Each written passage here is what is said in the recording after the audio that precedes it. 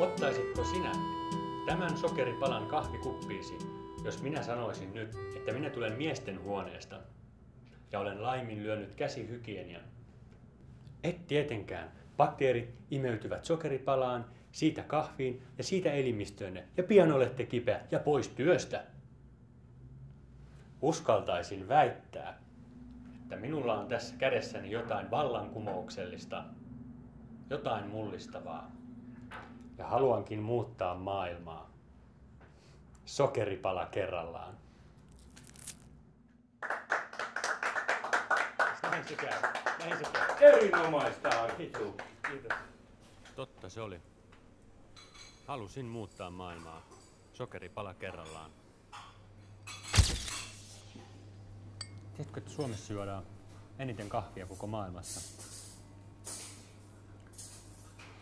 50 miljoonaa kiloa kahvia vuodessa.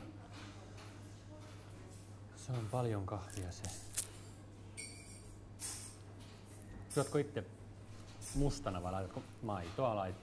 Laitoit maitoa kahviin. Ja noin. Sillä lailla repäsit sokeripaketin auki. Kyllä vaan.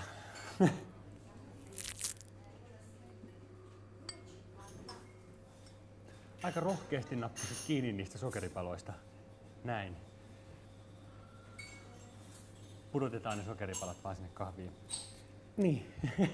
Tässä lukee taita auki. Mutta harva sitä lukee. Ei kukaan lue sitä. Ne repii tästä sen. Ei sitä ole suunniteltu niin. Niin sä oot tehnyt tämän vai? Olen sellainen keksijämiestä. Mä oon suunnitellut tämän paskauksen. Ei. Niin se toimii.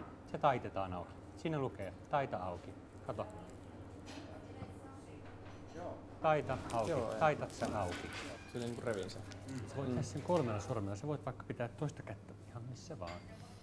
Laitat etusormen tohon, keskisormen tohon ja täältä. Peukalolla painaa muljautat näin. Voit laittaa yhden sokeripalan vaikka suoraan huuleen. Kahvit sinne kuule tassille ja... Mutta sä rohkeasti koskit. Näissähän ne on ne sokeripalat nykyään. Täällä on 2 palaa nätisti vierekkäin.